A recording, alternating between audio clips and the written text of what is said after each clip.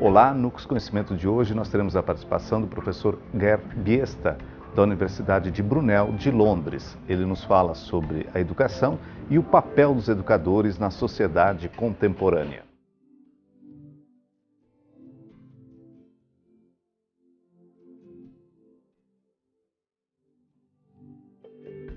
One thing I see, based in Europe, but also traveling over the world, is that a lot of policymakers want to get education under control through a lot of measuring and a lot of steering. And what happens there is that the purpose of education, what education is for, becomes very narrowly defined in terms of outcomes that can be measured. Usually then people start to focus on mathematics and language and those kind of subjects. And for me this is a big challenge in education, that it has become something very narrow, where there is a lot of competition as a result of the measurement. And I have concerns about that. I strongly believe that education is not just what teachers do or parents do, but that the way in which we organize a society also sends out very strong messages to children and young people. I'm originally from the Netherlands, and there is a book with the beautiful title, The Educational Responsibility of Society. And I think that that's a good reminder that when there are problems in society, politicians often say, oh, it's the teachers who need to do their job better, or it's the parents who need to do more with their children. But actually, society itself also has an important role to play there.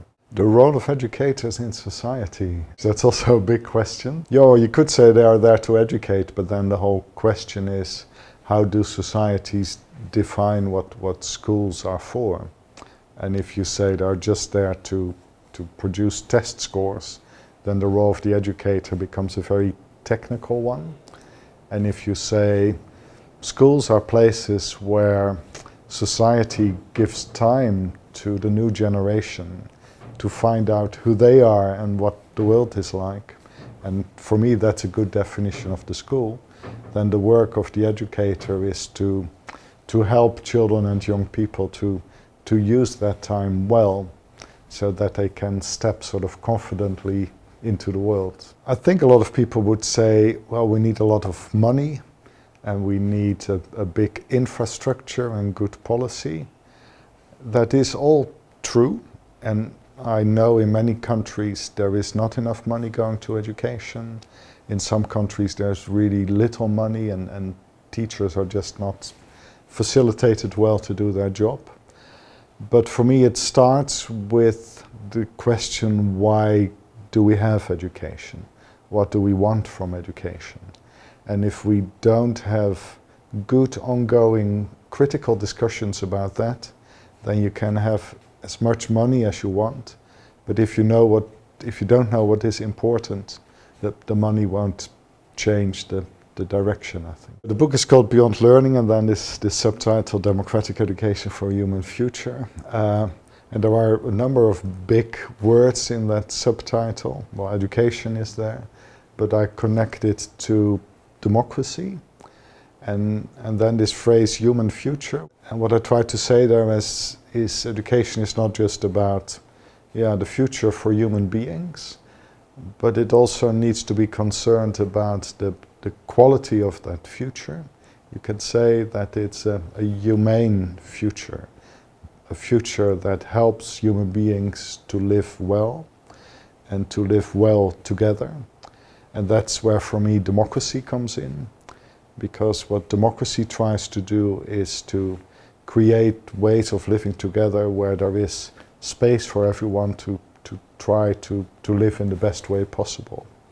So all that is in this subtitle of the book. I know many countries struggle with school dropout in different degrees. People often talk about that in terms of motivation. So they say students lack motivation. In the Netherlands, this is also a big discussion where they say students are not motivated. But motivation is a relational word, so you're always motivated for something. So you also need to look at what are schools offering to young people. And then there is a difficulty, because you could say let's make schools very attractive and very nice and very fun. And that may increase motivation in the short term. But school is not just fun, just as life is not just fun. So to really get sort of the right motivation, we need to help young people to see that there are things in life that are easy and nice, but also things that are challenging, and that those challenges are important. That's where I would begin with looking at this whole question of school dropout. But it comes back to your earlier question.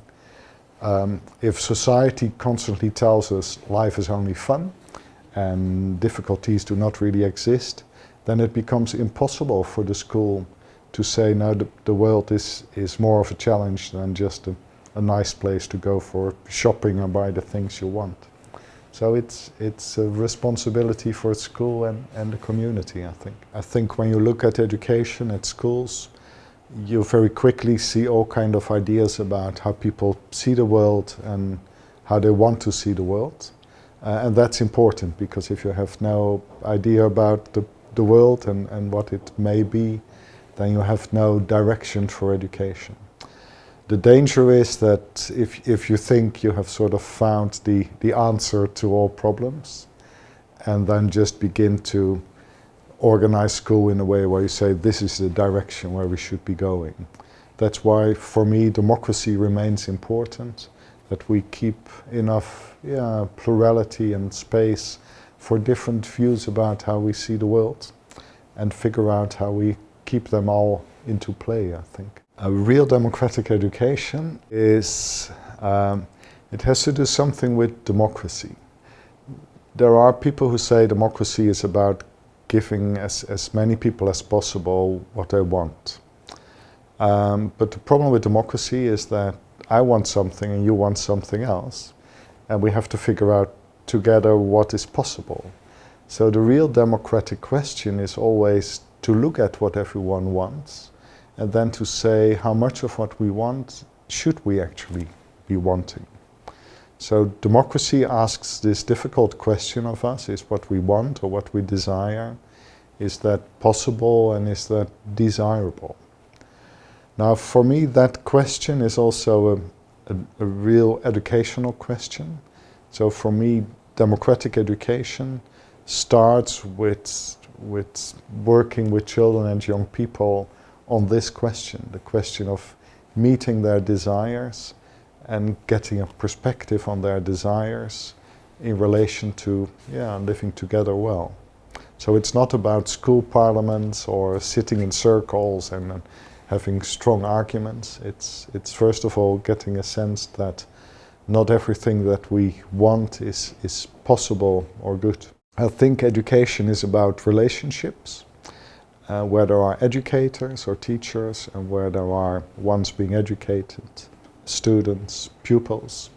And what I keep being intrigued by is what is special about these relationships, because they are very special relationships, and also what it means to be a student and to meet teachers who give you things that you didn't know you could get or want to get. For me, that begins to express something about what's really special about educational relationships. And those relationships are really important to do education and to do it well, I would say. O UX Conhecimento de hoje fica por aqui. Acompanhe os nossos programas nas nossas redes sociais e no site uxtv.com.br. Até mais!